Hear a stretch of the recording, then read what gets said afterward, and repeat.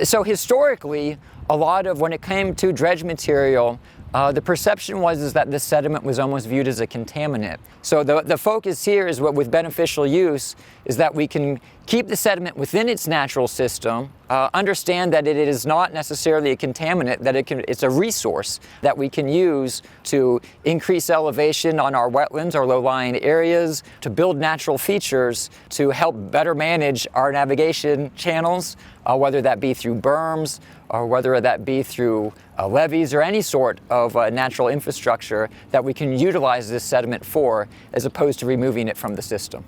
One of the more innovative beneficial use projects that is going on here at the 7 Mile Island Innovation Laboratory, also known as SMIL, is the use of fine-grained sediments for beneficial use. When we say the word beneficial use in dredging, a lot of people will think of beach nourishment, sandy material. And in a lot of our project areas, fine-grained or muddy material isn't adequate for being placed on a beach. We need to find ways to beneficially use muddy material. So with the support of research programs like the Regional Sediment Management Program, the Dredging Operations Environmental Research Program, and the Engineering with Nature Program, the work that's being done out here at SMIL will be successful not only now but into the future. The SMIL was actually kicked off a few years ago, and there's been several pilot studies and placement studies going on both on the Sturgeon Island and Gull Island here over the last year and a half. This is a follow-up on that to basically put these platforms out for some more long-term monitoring. And then in the fall, we hope to be out here. The Philadelphia district is going to be doing some more placement.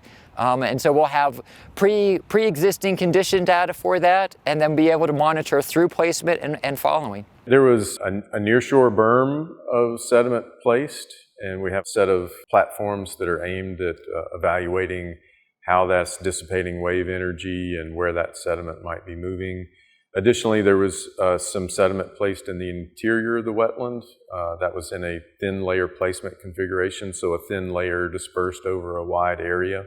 And that's what our other set of instrumentation is monitoring. It is looking at how that sediment is mobilized in that system, how much might be retained, and what is the ultimate fate of it. Is it mobilized and exported out of the wetland, or just redistributed in the vegetated areas?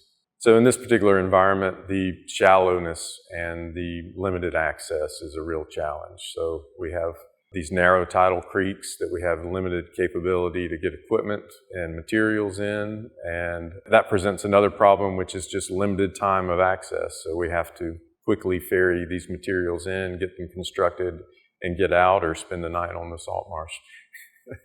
Best case scenario is the instruments work and they tell us what the sediment is doing. So we don't really have champions here on how it behaves. We're just hoping to learn how the sediment is packaged when it's moving around in the system, and that's going to help us determine better where to place the sediment or what expectations we would have on retaining that dredge material in the wetland.